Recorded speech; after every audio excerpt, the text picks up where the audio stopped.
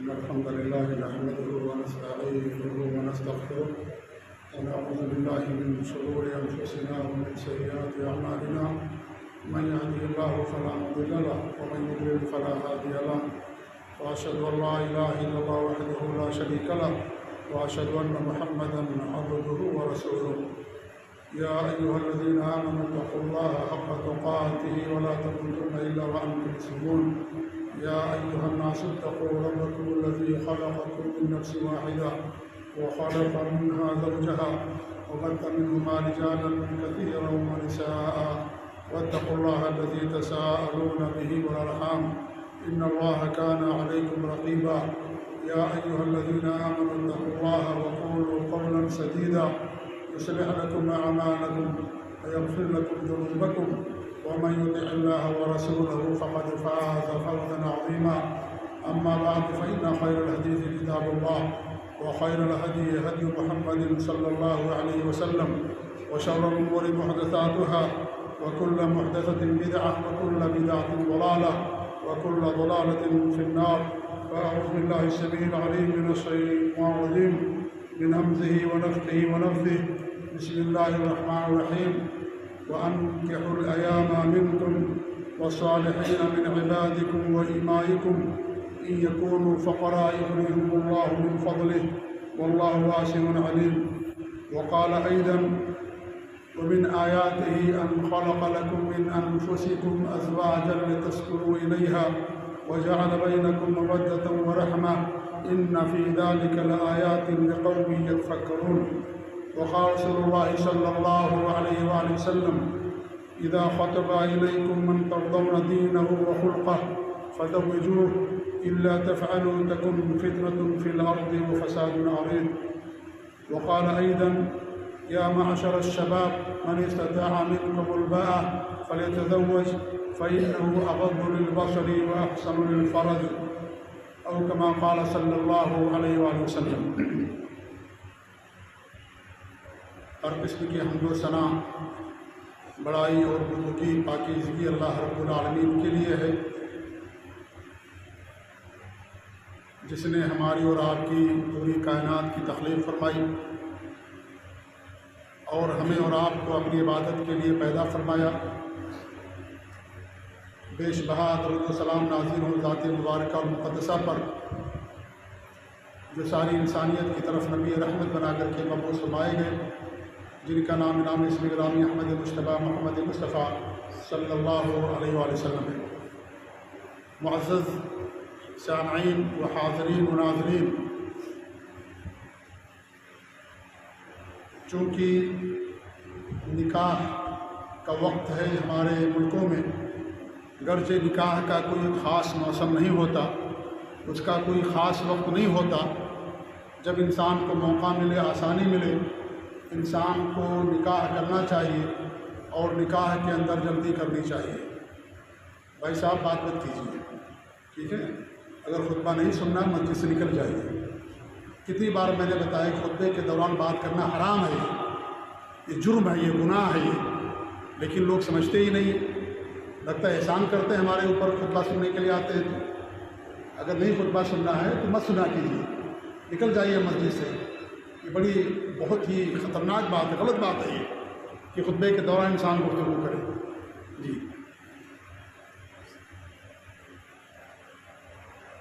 نکاح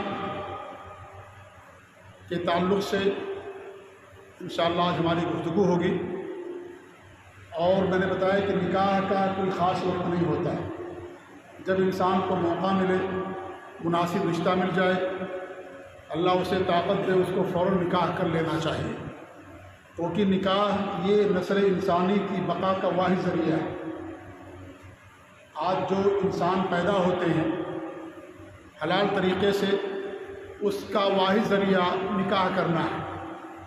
نکاح یہ انبیاء کا عمل ہے، نکاح انسان کے اندر شرم و حیا پیدا کرتا ہے، میاں بیوی اور دونوں خاندانوں کے درمیان محبت پیدا کرتا ہے، معاشرے سے بدکاری اور زناکاری کو، بدچلنی کو ختم کرتا ہے، سکون پیدا کرتا ہے۔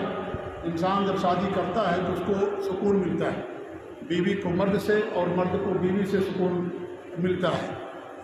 اور یہ اللہ رب العالمین کی نشانیوں میں سے بہت عظیم ترین نشانی ہے، یا بڑی نشانیوں میں سے ایک بڑی نشانی ہے یہ کہ انسان جب شادی کر لیتا ہے تو اس کے ذریعے سے دونوں کے اندر محبت پیدا ہو جاتی ہے۔ یہ چیز اللہ رب العالمین کی وحدانیت پر، اس کے وجود پر دلالت کرنے والی ہے۔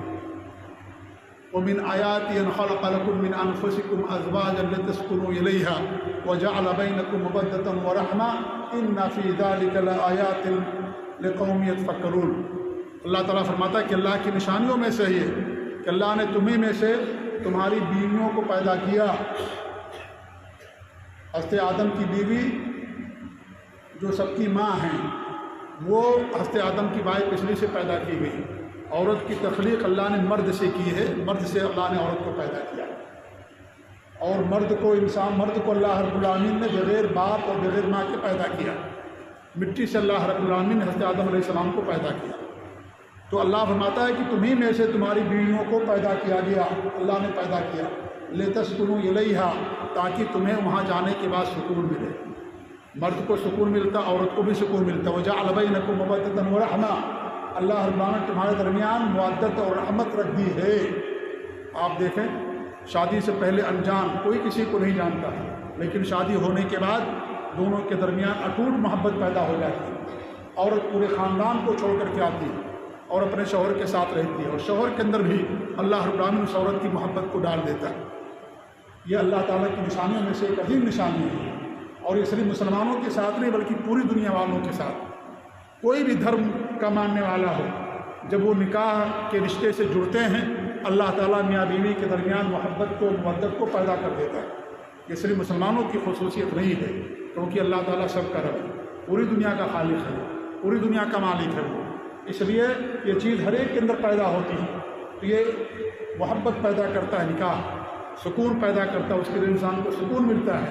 إِنَّ فِي ذَلِكَ لَآيَاتٍ لِقَوْمٍ يَتَفَكَّرُونَ، غور و فکر کرنے والی قوم کے اندر اس کے اندر نشانیاں موجود ہیں۔ اگر اسی پر غور کر لے تو اللہ رب العالمین کو پا لے گا، اللہ پر ایمان لے آئے گا، اللہ کی عبادت کرے گا، اللہ تعالیٰ کے ساتھ کسی کو شریک نہیں کرے گا۔ اگر اسی کے بارے میں غور و فکر سے کام لے لے کہ اللہ رب العالمین کس طریقے سے محبت پیدا کر دیتا ہے، ایک انجان رشتہ، کبھی نام نہیں سنا، کبھی دیکھا نہیں، کبھی پہچانا نہیں، کبھی کوئی بات چیت نہیں ہوئی، لیکن نکاح ہو گیا، رشتہ ہو گیا، دونوں کے درمیان بے پناہ محبت اللہ تعالیٰ پیدا کر دیتا ہے۔ یہ اللہ تعالیٰ کے وجود پر اور اس پر ایمان لانے کے لیے انسان کے لیے کافی ہے۔ تو نکاح انسان کے اندر سکون پیدا کرتا ہے، محبت پیدا کرتا ہے، اور فقر و فاقہ سے بھی نکاح انسان کے فقر و فاقہ کو بھی دور کرتا ہے۔ قرآن مقدس میں اللہ رب العالمین جس آیت کریمہ کی میں نے تلاوت کی، وَأَنكِحُوا الْأَيَامَ مِنكُمْ، جو غیر شادی شدہ ہیں، بے نکاح ہیں، مرد ہوں یا عورت ہوں، ان کا نکاح کر دو۔ وَالصَّالِحِينَ مِنْ عِبَادِكُمْ وَإِمَائِكُمْ، اور جو تمہارے غلام ہیں نیک، اچھے، چاہے مرد ہوں یا عورت، یعنی لونڈی ہوں یا غلام ہوں، نیک ہیں، صالح ہیں، ان کی شادی کر دیا کرو۔ إِن يَكُونُوا فُقَرَاءَ يُغْنِيهُمُ اللَّهُ، اگر وہ فقیر ہوں گے اللہ تعالیٰ ان کو اپنے فضل سے مالدار بنا دے گا، کیونکہ نکاح انسان کے اندر ذمہ داری پیدا کرتا ہے۔ جب تک نکاح نہیں ہوتا انسان اپنی کمائی پر کنٹرول نہیں کر پاتا ہے، لیکن جب نکاح ہو جاتا ہے اس کے اندر فکر پیدا ہو جاتا ہے کہ ابھی میں اکیلا اور تنہا تھا، اب میرے ساتھ ایک اور آ گیا ہے، اب اس کی بھی ذمہ داری ہمارے اوپر آ گئی ہے۔ اس لیے یہ انسان کو مضبوط بناتا ہے، فقر و فاقہ کو دور کرتا ہے، انسان کے اندر ذمہ داری کا احساس دلاتا ہے۔ اس لیے نکاح کرنے سے انسان کے اندر مالداری بھی آتی ہے۔ یکون فقراء یغنیہم اللہ من فضلہ، اللہ تعالیٰ اپنے فضل سے ایسے لوگوں کو مالدار کر دیتا ہے۔ تو نکاح کے بہت سارے فضائل ہیں، بہت ساری برکتیں ہیں، اس کے بہت سارے فوائد ہیں۔ انہیں میں سے ایک عظیم فائدہ یہ بھی ہے کہ نکاح کے ذریعے سے انسان کے فقر و فاقہ کو، غربت و افلاس کو، مفلسی کو اللہ العالمین دور کرتا ہے۔ واللہ واسع علیم، اللہ تعالیٰ کشادگی والا اور علیم ہے، علم والا ہے۔ تو میرے بھائیوں، یہ جو نکاح ہے اس کے بہت سارے فائدے اور اس کی بہت ساری برکتیں ہیں۔ آج کا یہ ہمارا موضوع نہیں ہے، ہمارا موضوع یہ ہے کہ نکاح کو ہمیں آسان بنانا ہے۔ آج یہ نکاح جس کے ذریعے سے انسان بہت ساری بھلائیوں اور نیکیوں کو حاصل کرتا ہے، اس نکاح کو لوگوں نے رسم و رواج کے اندر اس طریقے سے جکڑ دیا ہے۔ یہ نکاح جسے اسلام نے سب سے آسان بنایا تھا، آج وہ نکاح سب سے زیادہ مشکل بن گیا ہے، سب سے زیادہ مشکل بن گیا۔ نکاح اتنا آسان ہے، آپ کو رشتہ مل گیا، لڑکے اور لڑکی دونوں راضی ہیں، اور اس طریقے سے نکاح کر دیا گیا، انسان کا نکاح ہو گیا۔ اگر انسان کے پاس پیسے بھی نہیں ہیں مہر دینے کے لیے تو اس کی بھی ضرورت نہیں ہے۔ آپ کے پاس اگر صورتیں یاد ہیں، آپ ان صورتوں کو یاد کرا کر کے بھی نکاح کر سکتے ہیں۔ ہمارے نبی صلی اللہ علیہ وسلم نے حضرت صفیہ رضی اللہ عنہ سے شادی کی غزوہ خیبر کے موقع پر۔ آپ نے ان کی آزادی کو مہر بنا دیا کہ میں نے تم کو آزاد کر دیا اور یہ آزادی تمہارا مہر ہے، آزادی کو آپ نے مہر بنا دیا۔ ہمارے نبی کے پاس ایک خاتون تشریف لائیں، اپنے آپ کو پیش کیا، ہمارے نبی کو ضرورت نہیں تھی۔ ایک صحابی عرض کرنے لگے کہ نبی صلی اللہ علیہ وسلم آپ میری شادی کر دیجیے اگر آپ کو شادی کی ضرورت نہیں ہے۔ آپ نے کہا کہ کیا تمہارے پاس ہے؟ کہا کچھ نہیں ہے۔ کہا جاؤ ڈھونڈ کے لے آؤ، انگوٹھی مل جائے لوہے کی، اسی پر نکاح پڑھ دے۔ کہا کچھ ہمارے پاس نہیں ہے۔ کہا صورتیں یاد ہے؟ کہا ہاں کچھ صورتیں یاد ہے۔ تمہارے بھی نے کہا کہ ان صورتوں کی بدولت یہ عوض میں نے تمہارا نکاح اس عورت سے کر دیا۔ یہ صحیح بخاری اور مسلم کی روایت۔ اور صورتوں کی عوض یہ صورتیں اپنی بیوی کو سکھا دو، یہی تمہارا مہر۔ اتنا آسان بنایا گیا شادی کو تاکہ معاشرے سے بدکاری ختم ہو، نگاہوں کی حفاظت ہو، شرمگاہ کی حفاظت ہو، معاشرہ بدکاری سے پاک ہو۔ اس لیے شادی کو آسان بنایا گیا اور حکم دیا گیا معاشرہ شباب من استطاع منکم الباءۃ فلیتزوج، اے نوجوانوں کی جماعت تم میں سے جو شادی کی طاقت رکھتا ہے شادی کر لے۔ فإنه أغض للبصر وأحسن للفرج، کیونکہ شادی نگاہ اور شرمگاہ کی حفاظت کرتی ہے۔ ومن لم یستطع، اور جو اس کی طاقت نہ رکھتا ہو فعلیہ بالصوم، روزہ رکھے، صوم رکھے، کیونکہ صوم شہوتوں کو توڑ دیتا ہے۔ اگر نہیں طاقت ہے، کچھ مجبوری ہے، کچھ پریشانیاں ہیں، تو ایسی صورت میں انسان روزہ رکھے، اور روزہ انسان کی شہوتوں کو توڑ دیتا ہے۔ کتنا آسان بنایا گیا شادی۔ آپ کو رشتہ منظور ہو گیا، لڑکی والا یا لڑکا والا رشتہ لے کر کے جاتا ہے اور کہتا ہے کہ بھائی میں اپنی بیٹی کا رشتہ آپ کے ساتھ کرنا چاہتا ہوں، آپ کے لڑکے کے ساتھ، یا لڑکے والا کہتا ہے کہ میں اپنے لڑکے کا رشتہ آپ کی بیٹی کے ساتھ کرنا چاہتا ہوں۔ دونوں راضی ہیں دونوں۔ اس کے بعد نکاح پڑھ دیا گیا، دونوں ایک دوسرے کے بیوی بن گئے۔ اتنی سادگی اسلام کے اندر، اور پورا اسلام سادہ ہے، پورا اسلام ہمارا آسان ہے، پورا اسلام ہمیں آسانی اور سادگی کی تعلیم دیتا ہے۔ لیکن برا ہو مسلمانوں کا کہ مسلمانوں نے نکاح کو اتنا مشکل بنا دیا ہے کہ آج بہت زیادہ مشکل ہو گیا نکاح، اور اتنی زیادہ بدعت و خرافات نکاح کے اندر آ گئی ہیں کہ آج یہ تمیز کرنا مشکل ہو جاتا ہے کہ مسلمان کا نکاح ہو رہا ہے، کسی غیر مسلم کا نکاح ہو رہا ہے۔ صرف 3 چیزیں ایسی ہیں جن سے سمجھ آتا ہے کہ مسلمان کا نکاح ہے، ورنہ نہیں سمجھ آتا۔ ایک تو یہ نام سے، لڑکے کا نام اسلامی نام ہے، لڑکی کا نام اسلامی نام ہے۔ نمبر 2 جو شریک ہوتے ہیں کرتے پائجامے میں داڑھی والے، اس سے سمجھ آ جاتا ہے کہ مسلمان کا نکاح ہو رہا ہے۔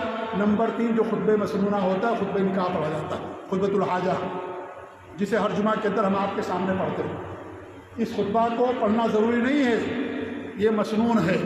نکاح یہ ہے کہ لڑکے سے کہا جائے کہ بھائی تمہاری شادی فلاں لڑکی کے ساتھ کی جا رہی ہے، اور 2 گواہ موجود ہیں، ولی کی اجازت ہے لڑکی کی طرف سے۔ لڑکی کا جو ولی ہے، لڑکے کے لیے ولی کی ضرورت نہیں، لڑکی کے لیے ولی کی ضرورت ہوتی ہے۔ اور لڑکا کہ ہاں مجھے رشتہ منظور ہے، نکاح ہو گیا، بس۔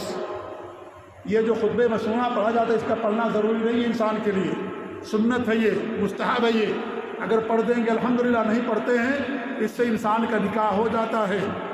اس کے لیے اس کا پڑھنا ضروری نہیں ہے کہ آپ خطبہ مسنونہ پڑھیں، یہ ضروری نہیں، لیکن نبی کی سنت ہے، نبی کا طریقہ پڑھنا چاہیے، لیکن واجب اور ضروری نہیں ہے۔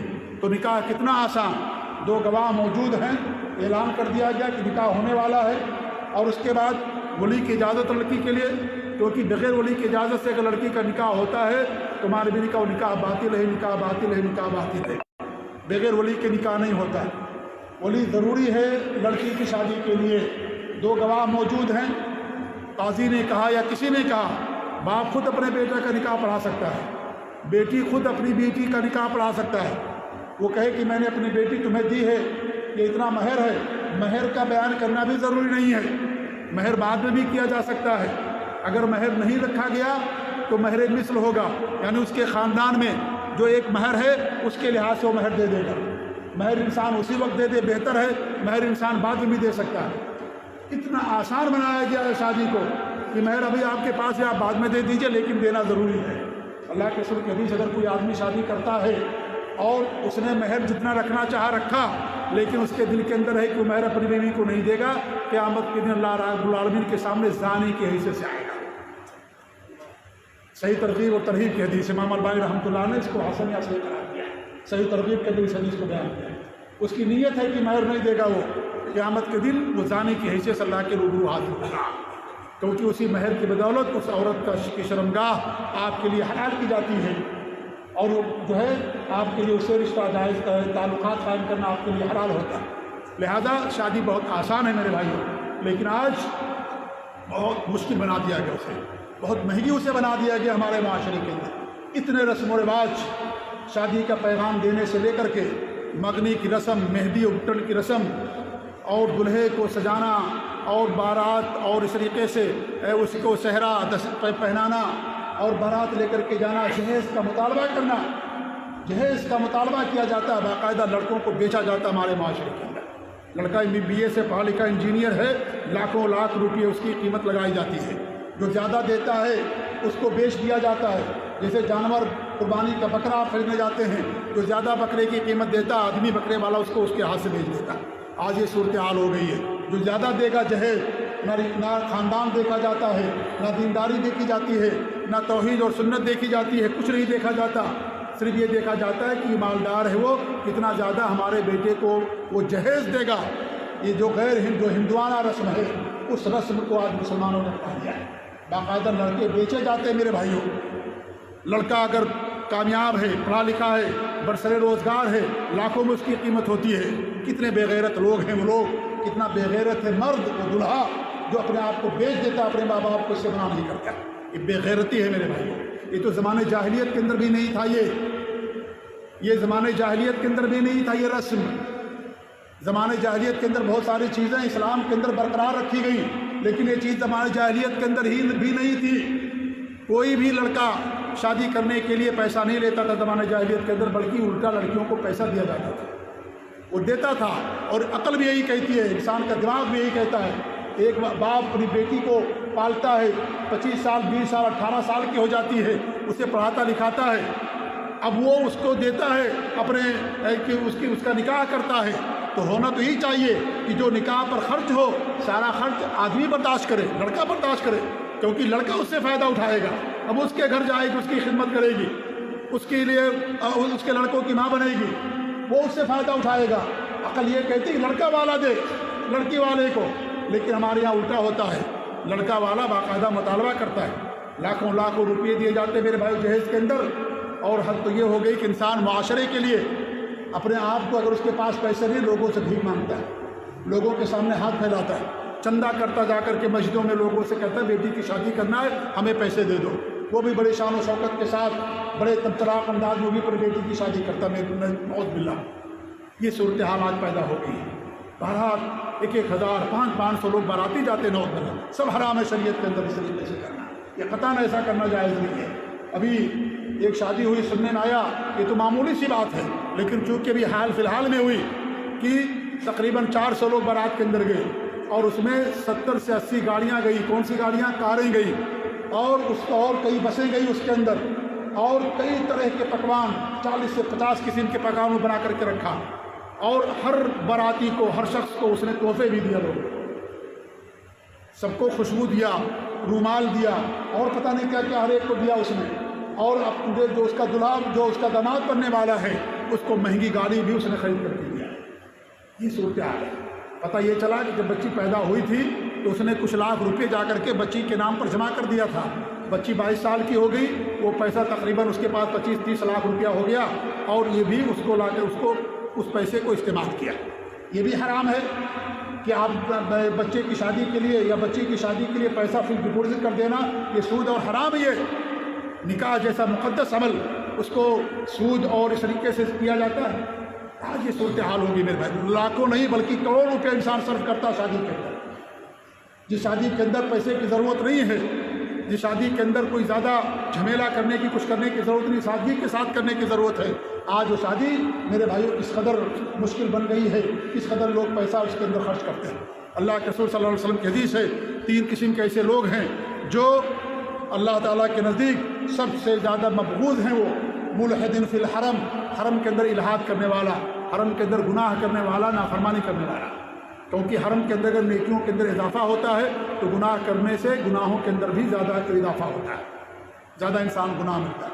حرم کے تقدس کا انسان کو خیال رکھنا چاہیے، اس کی پاکی کا، اس کی عظمت کا احساس ہونا چاہیے۔ وہ حرم کے اندر بیٹھ کر کے الحاد کرتا ہے، کفر و شرک کرتا ہے، گناہ کرتا ہے، نافرمانی کرتا ہے، اور اس کے تقدس کا، اس کی عظمت کا خیال نہیں رکھتا تو اس کے گناہ کے اندر بھی اضافہ ہو جاتا ہے، گناہ بڑھ جاتا ہے، ثواب بڑھتا ہے تو گناہ بھی بڑھ جاتا ہے۔ نمبر 2، وہ مبتغٍ فی الاسلام سنت الجاہلیہ، اور اسلام کے اندر جاہلی طور طریقے کو اپنانے والا، اس کی تلاش کرنے والا، اس کے پیچھے پڑنے والا۔ اسلام نے آ کر کے جاہلیت کے تمام امور کو دفن کر دیا ہے، ختم کر دیا اس کو، اور اسلام کے اندر تمام چیزوں کو، جاہلیت کو دفن کو زندہ کرتا ہے۔ اگر آپ سنت زندہ کریں گے آپ کو اجر ملے گا، جاہلیت اگر آپ اسلام کے اندر پیدا کریں گے، زندہ کریں گے، آپ کو گناہ ہوگا، اور یہ شریعت کے اندر یہ چیز حرام ہے۔ اور بہت ساری چیزیں ہیں جاہلیت کی جو آج ہمارے معاشرے کے اندر پائی جاتی ہیں۔ امام مجدد شیخ الاسلام محمد بن عبد الوہاب رحمۃ اللہ علیہ، جو ایک بڑے مجدد تھے، جن کی کتاب التوحید پڑھی جاتی ہے، پڑھائی جاتی ہے، بہت ساری کتابیں لکھی۔ انہوں نے کتاب لکھی مسائل جاہلیت، اس کتاب کے اندر جاہلیت کے اندر جو چیزیں پائی جاتی تھیں، جو چیزیں تھیں، اس کو بیان کیا۔ 100 سے زیادہ چیزیں ہیں جو انہوں نے بیان کیا ہے۔ آج ہمارے معاشرے کے اندر، مسلمانوں کے اندر وہ ساری چیزیں آج پائی جاتی ہیں۔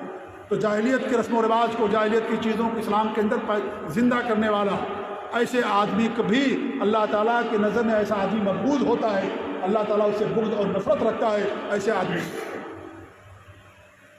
اور جو جس کا اسلام سے کوئی تعلق ہی نہ ہو، نئی نئی چیزیں پیدا کرنے والے، اسلام کے جیسے جہیز کی بات ہے، یہ جہیز کی بات، بارات وغیرہ لے کر کے جانا، اس زمانے جاہلیت کے اندر بھی اس کا کوئی وہ نہیں، عمل نہیں تھا، اس کا کوئی وجود نہیں تھا۔ یہ تو خالص کافرانہ اور ہندوانہ رسم و رواج ہے جسے آج مسلمانوں نے اپنا لیا ہے، یہ اس زمانے کے اندر بھی نہیں پایا جاتا۔ تو ایسے لوگوں سے اللہ رب العالمین بغض رکھتا ہے۔ وہ مطلب دم امرئ بغیر حق لیحرق دمہ، اور ایسا انسان جو کسی کو ناحق خون بہانے والا ہو، اس کا خون بہانے والا ہو، ناحق خون کا مطالبہ کرنے والا ہو، ایسے آدمی سے بھی اللہ رب العالمین ناراض ہوتا ہے، بغض رکھتا ہے۔ ناحق مطالبہ کرنے والا کہ ہم اسے قتل کریں گے کیونکہ اس نے میرے بھائی کو قتل کیا، الزام لگاتا ہے اس کے اوپر، جھوٹا الزام لگا کر کے کسی کا خون ناحق قتل کرنے والا، مطالبہ کرنے والا، یا جس کو اللہ رب العالمین نے اختیار نہیں دیا ہے وہ کسی کو ناحق قتل کرتا ہے، کیونکہ کسی کو قتل کرنے کا اختیار حاکم وقت کے پاس ہوتا ہے، یا جو قاضی ہوتے ہیں ان کے پاس ہوتا ہے۔ یہ اختیار اللہ رب العالمین نے کسی کو نہیں دیا ہے، چاہے وہ کتنا ہی مجرم کیوں نہ ہو، کوئی بھی گناہ کرنے والا ہو۔ حدود اور سزاؤں کی تنفیذ کا حق اور پاور اللہ رب العالمین نے صرف اور صرف حاکم وقت کو اور قاضی وقت کو دیا ہے، اور کسی اور کو نہیں دیا ہے۔ چاہے وہ کوئی زنا کرے، کچھ بھی گناہ کرے، عام انسان کو یہ پاور نہیں دیا گیا کہ کسی کے اوپر جا کر کے حد کو نافذ کرے، قطعاً جائز نہیں شریعت اسلامیہ کے اندر۔ لہذا اگر وہ مطالبہ کرتا ہے، ناحق کسی کو قتل کرتا ہے، یا ناحق کسی پر یہ الزام لگاتا ہے اور اس الزام کے جرم میں اسے قتل کرنا چاہتا ہے، ایسے تمام لوگوں سے اللہ رب العالمین بغض رکھتا ہے اور ان سے نفرت کرتا ہے۔ تو میرے بھائیوں، یہ جہیز لینا دینا یہ جاہلی عمل بھی نہیں ہے، یہ جاہلیت کے دور میں نہیں پائے جاتے، خالص ہندوانہ رسم و رواج ہے۔ یہ ایک نئی چیز پیدا کی گئی ہے جو آج مسلمانوں کو اسیر بنا چکی ہے۔ بہت سارے لوگ باقاعدہ دیتے ہیں کہ معاشرے میں کیا ہوگا ہمارا، لوگ ہمیں کیا کہیں گے اگر ہم لوگوں کو نہیں کھلائیں گے، بارات لے کر کے نہیں جائیں گے، اگر جو ہے جہیز نہیں دیں گے تو لوگ ہمیں کیا کہیں گے۔ اللہ سے نہیں ڈرتے، لوگوں سے ڈرتے ہیں۔ یہ جو عمل کیا جاتا ہے میرے بھائیوں، چند دن تک اس کا تذکرہ ہوگا، وہ بھی حرام طریقے سے، اس کے بعد ختم ہو جائے گا۔ اس کے بعد کوئی دوسرا آدمی آیا، اس نے اور بڑی مہنگی شادی کر دی، اس کا ذکر ہونے لگے گا، اس آدمی کا ذکر ختم ہو جائے گا۔ لیکن وہی آدمی اگر اس پیسے سے کوئی مسجد بنا دے، کوئی مدرسہ بنا دے، یا اس طریقے سے اور کوئی کام کر دے، جب تک مسجد رہے گی، جب تک مدرسہ رہے گا، اس کا ذکر خیر ہوتا رہے گا، جب تک نماز ہوگی، لوگ پڑھیں گے، اس آدمی کو اجر اور ثواب ملے گا۔ اس آدمی کو، بھائی صاحب کیا کر رہے ہو، بھائی صاحب کیا کر رہے ہیں آپ، کیوں بات کر رہے ہو؟ استغفر اللہ، مت جمعہ کی نماز پڑھا کرو۔ کتنی بار میں نے سمجھایا کہ جمعہ کے خطبے میں بات کرنا حرام ہے، لوگ سمجھتے ہی نہیں، پتہ نہیں کیا بات ہے، سمجھ میں نہیں لوگوں کو بات آتی ہے۔ غلط ہے میرے بھائی، حرام ہے، شریعت کے اندر حرام کر دیا گیا اس کو۔ اگر نہیں سمجھ میں آیا تو بھی انسان کو سننا ہے خطبہ، بات کرنا ایک غلط ہے، شریعت کے اندر حرام ہے، یہ پورا موڈ خراب کر دیتے ہیں لوگ، درس دیا خطبہ دیا جاتا ہے، دو بار 3 بار اس طریقے سے چیزیں ہو جاتی ہے۔ اکثر میں تو اگنور کر دیتا ہوں، نہیں کہتا ہوں، لیکن زیادہ ہو جاتا تو آدمی کیا کرے، سمجھانا ضروری ہو جاتا ہے۔ ورنہ یہ ہے کہ بھئی آسانی سے لوگوں کو بتا دیا جائے، لیکن لوگ آسانی سمجھتے نہیں۔ کتنی بار میں نے خطبے میں ایسی اشارتاً کہا کہ بھئی خطبے کے درمیان بات کرنا حرام ناجائز ہے، نہیں بات کرنا چاہیے۔ کتنی بار خطبے کے اندر کہا اور کہتا رہتا ہوں، لیکن اس کے باوجود لوگوں کو اس کا اثر نہیں پڑتا، فرق ہی نہیں پڑتا۔ اب ایک ہی طریقہ رہ گیا خطبے کے درمیان ان کو ڈانٹا جائے، ان کو بتایا جائے، جب انسان صحیح طریقے سے صحیح کوئی بات سمجھتا ہے۔ تو میرے بھائی یہ خطبہ ہے، اور یہ کوئی عام کوئی ایسی چیز نہیں ہو رہی ہے جس کے درمیان آپ کے لیے بات کرنا جائز ہے، نہیں جائز بات کرنا خطبے کے دوران۔ جیسے نماز کے دوران بات کرنا حرام ہے، ایسے خطبے کے دوران بھی بات کرنا حرام ہوتا ہے۔ جی تو میں بتائیے رہا تھا میرے بھائی کہ اللہ نے آپ کو مال دیا ہے، اس مال سے آپ کوئی خیر کے کام کیجیے، کوئی نیکی کا کام کیجیے، کسی مسجد کی تعمیر کر دیجیے۔ آپ نے 1 کروڑ روپیہ شادی میں خرچ کر دیا، 15-20 لاکھ کے اندر مسجد بن جاتی ہے، اس سے کم میں بھی مسجد بن جاتی ہے۔ آپ مسجد بنا دیجیے، آپ مدرسہ بنا دیجیے، اور اس طریقے سے مدرس کی تنخواہ دیجیے، آپ کوئی خیر کا کام کیجیے، کوئی نیکی کا کام کیجیے۔ اللہ تعالیٰ کا مال ہے، اسراف نہ کیجیے، فضول خرچی نہ کیجیے۔ اللہ تعالیٰ قیامت کے دن سوال کرے گا، مال آپ نے کہاں سے کمایا، کہاں پر آپ نے مال خرچ کیا، اللہ تعالیٰ کے یہاں جواب دہ ہوں گے۔ یہ بہت بڑا جرم ہے، یہ اللہ کے مال ہے، اللہ نے دیا، اور اللہ کے مال کو اللہ کی نافرمانی میں استعمال کر رہے ہیں، نافرمانی میں گناہ میں استعمال کر رہے ہیں اللہ تعالیٰ کے مال کو، کیا انسان جواب دے گا؟ اس لیے آج جو ہمارے معاشرے کے اندر شادی جو بڑی مشکل ہو گئی ہے، انہی تمام چیزوں کی وجہ سے، جہیز کی وجہ سے، رسم و رواج کی وجہ سے۔ لڑکیاں 40 سال کی 35 سال کی جاتی ہیں، ان کی شادی نہیں ہوتی، جہیز چاہیے، بیٹا باپ بیچارہ غریب ہے، مسکین ہے، اس کے پاس پیسے نہیں ہیں، یا تو جو ہے چندہ کرے یا لوگوں سے بھیک مانگے، اس کے بعد شادی کرے، اور یا اس طریقے سے بچے کی شادی نہ کرے۔ اسی لیے کیا ہوتا ہے، کتنی ساری لڑکیاں بھاگ جاتی ہیں دوسروں کو لے کر کے، جا کر کے محکمے میں اور کورٹ میں جا کر کے شادی کر لیتی ہیں، وہاں ان کو کچھ نہیں دینا پڑتا ہے، اور بغیر کچھ لیے دیے ان کی شادی ہو جاتی ہے۔ اس لیے غلط طریقہ عورت اپنا لڑکی اپنا لیتی ہے، اس کا کون ذمہ دار ہے؟ سارا معاشرہ اس کا ذمہ دار، ہم سب اس کے ذمہ دار ہیں میرے بھائی۔ ایسی شادیوں کو ہم کو بائیکاٹ کرنا چاہیے، جن شادیوں کے اندر جہیز لیا جاتا ہے، جہیز دیا جاتا ہے، جن کے اندر باقاعدہ باراتیں جاتی ہیں اور باقاعدہ اس کا مطالبہ کیا جاتا ہے، ایسی شادیوں کا بائیکاٹ ہم کو کرنا چاہیے۔ اگر نہیں کریں گے میرے بھائیوں، یہ چیز ختم نہیں ہوگی، یہ چیز بڑھتی جائے گی، اور اس طریقے سے یہ شادی مشکل سے مشکل ترین ہوتی جائے گی۔ اس لیے ہمیں چاہیے کہ ہم شادی کو آسان بنائیں، اسلام نے اس کو آسان بنایا، بہت آسان ہے شادی کرنا اسلام کے اندر۔ اس لیے ہمارے اسلام کو ہم شادی کو آسان بنائیں۔ مہر کتنا لوگ رکھتے ہیں، مہر کے اندر بھی مبالغہ آمیزی، خوب لمبا مہر رکھا جاتا ہے۔ بہت سارے لوگوں کا تو مقصد یہ ہوتا ہے کہ مہر دے گے ہی نہیں، ایسا لگتا ہے کہ گھر میں ان کے روپے اور پیسے کی مشین ہے، گھر کے اندر روپے اور پیسہ چھاپتے رہتے اور مہر بناتے دیتے رہے جتنا چاہتے، یا جتنا چاہتے شادی بیاہ کے اندر خرچ کرتے رہتے۔ میرے بھائیوں، یہ ساری چیزیں حرام ہے شریعت کے اندر۔ انسان اپنی حیثیت کے مطابق مہر رکھے، لیکن ریاکاری دکھاوا نہ ہو اس کے اندر۔ آدمی اپنی حیثیت کے مطابق رکھے مہر، لیکن اس کی نیت دینے کی ہو۔ اگر یہ نیت دینے کی نہیں ہے اور صرف یہ ہے کہ بھائی ہم نے خوب لمبا مہر بڑا مہر رکھ دیا تاکہ ہمارا چرچا ہو، ہمارا ذکر ہو، اور دینے کی نیت نہیں ہے، تو میرے بھائیوں ایسا کرنا حرام ہے۔ ایسا انسان قیامت کے دن، جیسا کہ میں نے حدیث سنائی، زانی کے حصے سے اللہ رب العالمین کے سامنے حاضر ہوگا، جو زیادہ مہر رکھتا ہے لیکن اس کی نیت یہ ہوتی ہے کہ میں نے تو مہر دینا ہی نہیں ہے، جتنا بھی مہر ہمارا رکھ دیا جائے کیا فرق پڑتا ہے اس سے، ہم جا کر کے زبردستی لڑکی سے معاف کروا لیں گے، یا جو ہے نہیں بھی معاف کریں گے تو ہم نہیں دیں گے مہر اس کو۔ اگر یہ نیت ہے تو میرے بھائیوں ایسا کرنا حرام ہے، کیونکہ یہ مہر حق ہے عورت کا۔ عورت اگر اپنی مرضی سے معاف کر دیتی ہے تو معاف ہو سکتا ہے، لیکن زبردستی اس کا معاف کروانا میرے بھائیوں یہ قطعاً یہ چیز شریعت کے اندر بالکل جائز نہیں ہے۔ تو آج میرے بھائیوں ہم کو اور آپ کو سب کو کوشش کرنی چاہیے مل کر کے، اس جو رسم ہے، یہ ساری جو غیر اسلامی جو عادات اور رسم و رواج ہمارے معاشرے کے اندر شادی کے حوالے سے کسی بھی حوالے سے آگے ہیں، ان کے تعلق سے آج ہم کو اور سب کو ضرورت اس بات کی ہے کہ ہم اس کو ختم کریں، سب مل کر کے ختم کریں گے تبھی ہوگا۔ ہم یہاں رہتے ہیں، ہم نے یہاں دیکھا کہ بھائی ہمارا کوئی ساتھی ہے، کوئی دوست ہے، دیندار ہے، موحد ہے، سنت کا پابند ہے، اور آپ کی بیٹی ہے، آپ کی بہن ہے، آپ اس کے ساتھ سادگی کے ساتھ شادی کر دیجیے، الحمدللہ کوئی مسئلہ اس کے اندر نہیں ہے۔ اللہ کے رسول صلی اللہ علیہ وسلم کی حدیث ہے، جب تمہارے پاس کوئی رشتہ آئے تو تم اس کی شادی کر دو اگر وہ دیندار ہے، اگر نہیں کرو گے دنیا کے اندر فتنہ اور فساد پھیلے گا۔ اور آج یہی ہو رہا ہے کہ شادی تاخیر سے کرنے کی بنا پر معاشرہ دیکھیے کس قدر وہاں برائیاں ہوتی ہیں، کس قدر زناکاریاں عام ہو رہی ہیں، اسی لیے کہ انسان شادی کرتا ہے تاخیر سے کرتا ہے، یا شادی تو کیا لیکن بیوی کو اپنے ساتھ نہیں رکھتا ہے، یہ بھی میرے بھائیوں ایک بہت بڑا سبب ہے، یا وہ کافی سالوں تک اپنی بیوی سے دور رہتا ہے۔ میں ایک جگہ گیا، وہاں ہمارے سعودیوں نے مجھ سے بتایا کہ یہاں لوگ 15 سال تک اپنے گھر نہیں جا رہے، ہم ان کو ٹکٹ دیتے سب کچھ دیتے لیکن 15 سال 10 سال ہو جاتا اپنے گھر نہیں جاتے۔ میرے بھائیو کیا ہوگا معاشرہ؟ شادی کرنے سے کیا فائدہ ہوا؟ اس سے بھی شادی سے جو ہے معاشرے کے اندر بدکاری ختم نہیں ہوگی۔ اگر آپ کے پاس طاقت نہیں کہ بیوی کو ساتھ رکھیں تو کم سے کم سال میں 6 مہینے میں نہیں تو سال میں ایک بار انسان ضرور اپنی بیوی کے پاس جائے۔ یہ نہیں کہ 10 سال 4 سال انسان کو گزر جاتا ہے پیسے کے لیے اور اس کے بعد اپنے گھر نہیں جاتا اور پھر بیوی بدچلن بن جاتی ہے اور آدمی خود یہاں پر بدچلن بن جاتا ہے۔ میرے بھائیو قطعاً ایسا کرنا جائز نہیں۔ تو اس لیے شادی کو ہم آسان بنائیں تاکہ ہمارے معاشرے کے اندر جو بدکاریاں ہیں اور جو فساد ہے اور جو فتنہ ہے یہ ساری چیزیں ختم ہو جائیں، دیندار رشتہ آ جائے، موحد رشتہ آ جائے۔ یہی دینداری ہے اور اسی کو ترجیح دینے کی ضرورت ہے کہ انسان شادی بیاہ کے اندر دینداری کو ترجیح دے۔